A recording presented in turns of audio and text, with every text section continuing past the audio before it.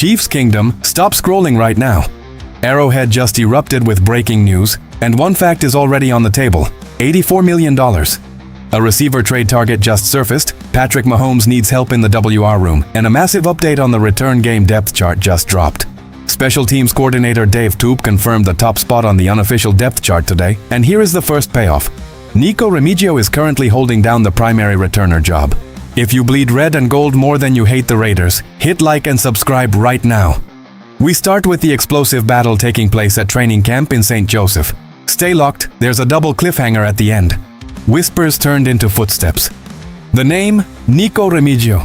Now watch the shift taking place inside Missouri Western State University as the primary returner role finds its leader. 1 year after taking over the role on a full-time basis, Remigio returned to the Kansas City Chiefs, facing questions about whether or not the front office would provide a worthy challenger during summer roster reconstruction. But no specialist has emerged, and while others might chime in from time to time, it seems Remigio is safe for now. Anything can change with the full preseason slate of games ahead, but his positioning at present is a very positive development for a player who was likely more worried before arriving at camp.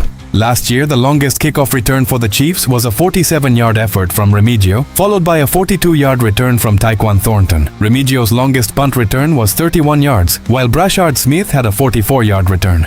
The lack of a touchdown or any more game-changing plays was part of the overall lack of dynamism on a roster that lacked explosive plays. Fortunately, special teams coach Dave Toub delivered some good news to reporters on Wednesday when asked how Remigio had improved. Toub stated that Remigio's vision has really improved in practice. He sees a crack in the middle, and instead of trying to run all the way around it, he plants a foot upfield and gets 15 or 20 extra yards instantly. Those are the plays that pop and get out on defenses in a hurry. Toub emphasized that Remigio is catching the ball great and expressed how pleased he is with where the returner stands right now. Remigio isn't completely out of the woods yet when it comes to roster security. Smith is still around, as is Thornton, and Toub also mentioned rookie wide receiver Jacob DeJesus, signed as an undrafted free agent, as a player he likes with good hands. But so far, Remigio was first on the unofficial depth chart released on Monday, and he remains Toub's go-to option. At the very least, the Chiefs seem primed to give Remigio first crack at holding on to the primary return role going into the new season, with the hopes that his experience will yield more impactful results.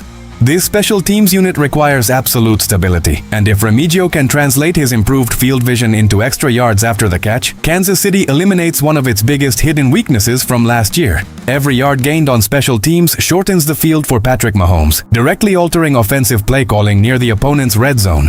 When you look at how tight division races become, special teams field position often dictates 3 to 4 extra wins across a 17-game regular season calendar.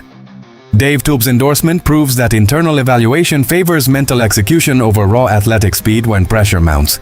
If Remigio secures the job, he transforms from a roster fringe weapon into a reliable hidden gear for Andy Reid's tactical drive setups. The dynamic kickoff rule modifications across the league also demand high-level decision-making from modern return men. Remigio's ability to hit the hole vertically removes eastern-western lateral dancing that often leads to devastating negative tackles inside the 20-yard line. Dave Toub's legacy as a special teams mastermind relies on finding players who play mistake-free football while maximizing standard field blocking schemes. With Remigio taking charge, Kansas City sets a high bar for incoming undrafted talent, trying to crack the final 53-man roster cutdown. Can Remigio break the touchdown drought on special teams this year? Drop your prediction for Remigio's touchdown total below. If you believe Dave Toub's unit will regain elite status, smash that like button right now.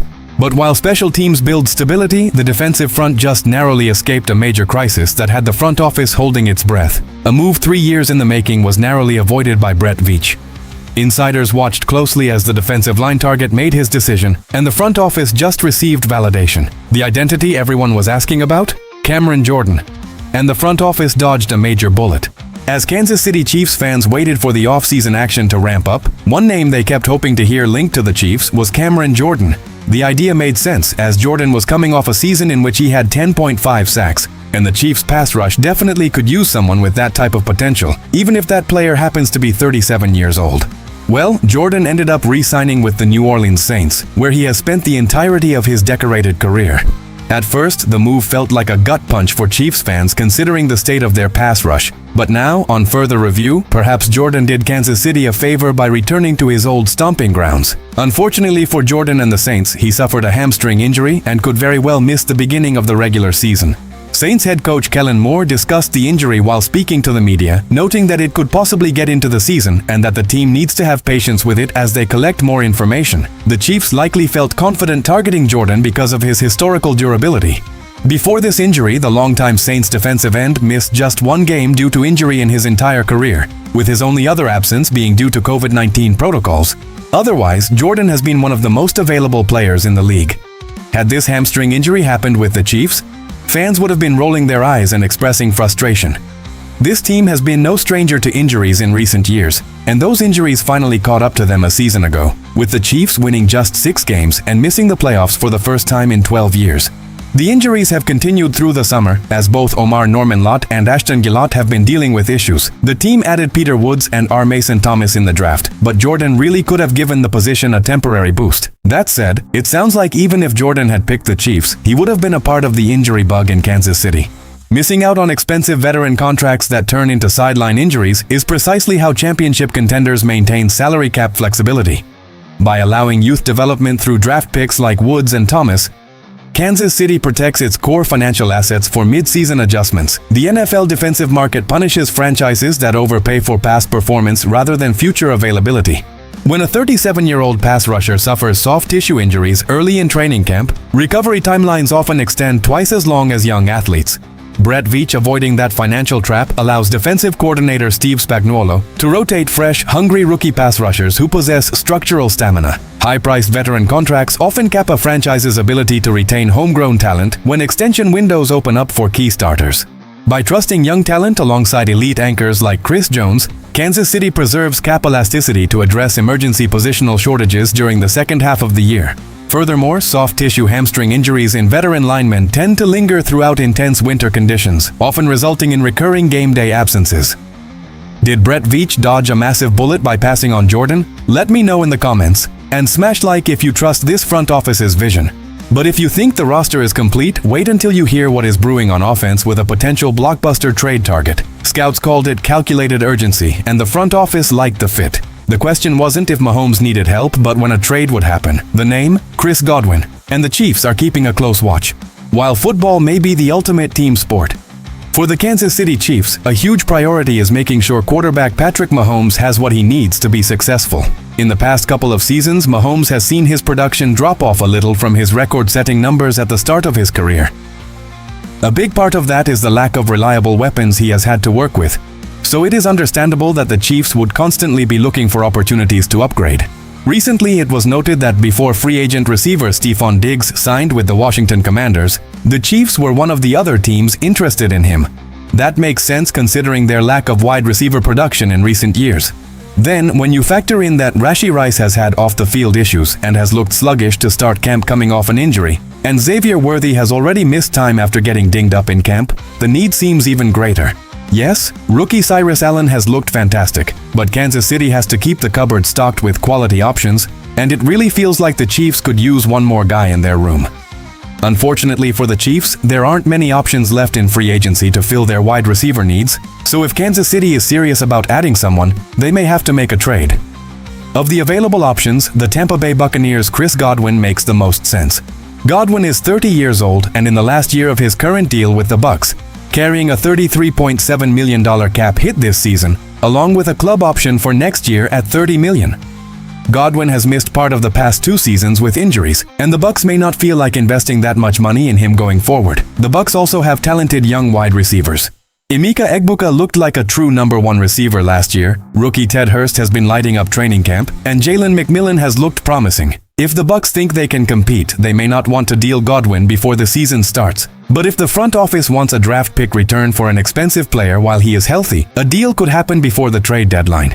When healthy, Godwin is exactly the kind of receiver the Chiefs have lacked, having put up a 5-year stretch where he averaged 87 receptions and 1,065 yards. Pairing Godwin with deep threats like Xavier Worthy and Tyquan Thornton alongside Travis Kelce would make Kansas City extremely hard to defend. The Chiefs would likely have to part with a mid-round draft pick and free up space to take on part of Godwin's $22 million base salary, but Brett Veach could make it work. Bringing in a receiver of Godwin's tactical caliber instantly restores Mahomes' ability to execute quick-release passing concepts against heavy blitz packages.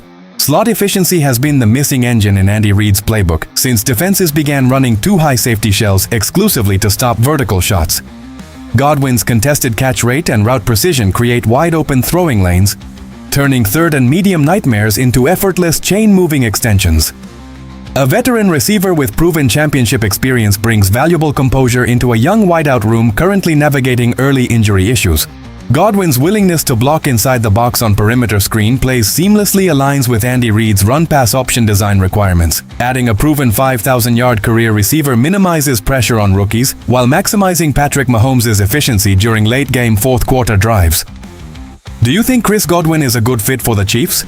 Comment, "Trade for Godwin" or pass below. 3 stories, 1 clear trajectory for Chiefs Kingdom. Nico Remigio secures the returner role on the depth chart. The front office dodges a costly injury situation with Cameron Jordan, and a potential blockbuster trade for Chris Godwin remains on Brett Veach's radar. This roster is being sculpted with precision to give Patrick Mahomes every tool necessary to dominate the conference once again. Kansas City's margin for error is razor thin, but avoiding bad contracts while maintaining flexibility for elite receiver trades keeps the championship window wide open. If Brett Veach executes a mid-season trade for a veteran receiver, while the young defensive line matures, the rest of the AFC is in serious trouble. Here is what I need from Chiefs Kingdom right now. 1. Smash that like button if you believe Mahomes is bringing another trophy home to Arrowhead. 2. Drop a comment with your exact record prediction for the Chiefs this season. 3. Subscribe to the channel immediately to ensure you never miss breaking Chiefs news. Listen closely because here is the edge of the cliff. Reports indicate that Brett Veach is keeping an active line open regarding wide receiver availability, and a decision on roster cuts could trigger a trade move within 48 hours. Meanwhile, the Los Angeles Chargers just freed up salary cap space and are aggressively eyeing the exact same trade market to block Kansas City from adding another weapon. Which AFC West team pulls the trigger first? That update drops next. Hit subscribe, stay locked, and let's keep the kingdom on top.